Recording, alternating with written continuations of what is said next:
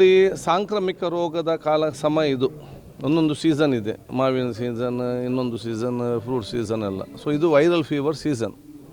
ಯಾಕೆಂದರೆ ಮಳೆಗಾಲ ಮತ್ತು ಚಳಿಗಾಲದಲ್ಲಿ ಇವತ್ತು ಕೆಲವು ಸೊಳ್ಳೆಗಳು ಉತ್ಪತ್ತಿಯಾಗಿ ವೈರಸ್ಗಳ ಮ್ಯೂಟೇಷನ್ ಜಾಸ್ತಿಯಾಗಿ ಸಾಂಕ್ರಾಮಿಕ ರೋಗಗಳು ಜಾಸ್ತಿ ಆಗ್ತಾ ಇದೆ.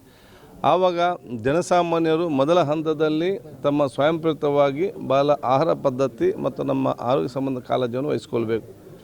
ಅದು ಬಹುಶಃ ಕುಡಿಯುವಂಥ ನೀರು, ಬಿಸಿನೀರು ಕುಡಿಬೇಕು. ಸ್ವಲ್ಪ ಮಟ್ಟಿನ ಜ್ವರ ಅದು ಕೆಮ್ಮು ಬಂದ ತಕ್ಷಣ ಟೆಸ್ಟ್ ಮಾಡಿಸಬೇಕು. ಅದಕ್ಕೆ ಬೇಕಾದ ಯೋಚನೆ ಆರೋಗ್ಯ ನಮ್ಮ ಇಲಾಖೆಲ್ಲ ಮಾಡಿದ್ದೇವೆ ಉಚಿತವಾಗಿ.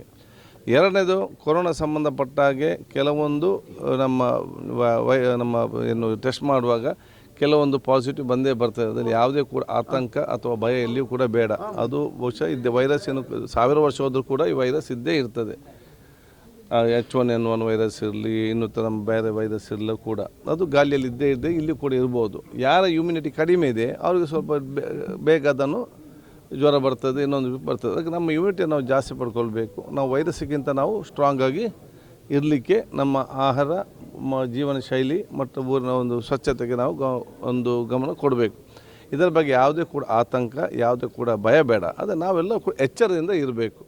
ಬಹುಶಃ ಎಲ್ಲ ರೀತಿ, ಅದು ಡೆಂಗು ಇರಲಿ, H1N1 ಇರಲಿ, ನಮ್ಮ ಕೋವಿಡ್ಗೆ ಸಂಬಂಧಪಟ್ಟ ಇರಲಿ, ಮೊಬೈಲ್ ಇರಲಿ, ಇದೆಲ್ಲ ಕೂಡ ಈಗ ನಿಭಾಯಿಸಲು ಮತ್ತು ಅದನ್ನು ನಿಯಂತ್ರಿಸಿ ಏನೆಲ್ಲ ಕ್ರಮ ತಗೊಳ್ಬೇಕಾ, ಸರ್ಕಾರ ಮತ್ತು ಆರೋಗ್ಯ ಇಲಾಖೆ ಎಲ್ಲ ರೀತಿಯಲ್ಲಿ ಸಜ್ಜಾಗಿದೆ ಮತ್ತು ಕ್ರಮ ತೆಗೆದುಕೊಳ್ತಾ ಇದೆ. ಸ್ಕ್ರೀನಿಂಗ್ ಮಾಡೋದು, ನಾವು ಏರ್ಪೋರ್ಟಲ್ಲಿ ಟೆಸ್ಟ್ ಮಾಡುವಂಥದ್ದು, ಅಲ್ಲಿ ಸ್ಕ್ರೀನ್ ಟೆಸ್ಟಿಂಗ್ ಮಾತ್ರ.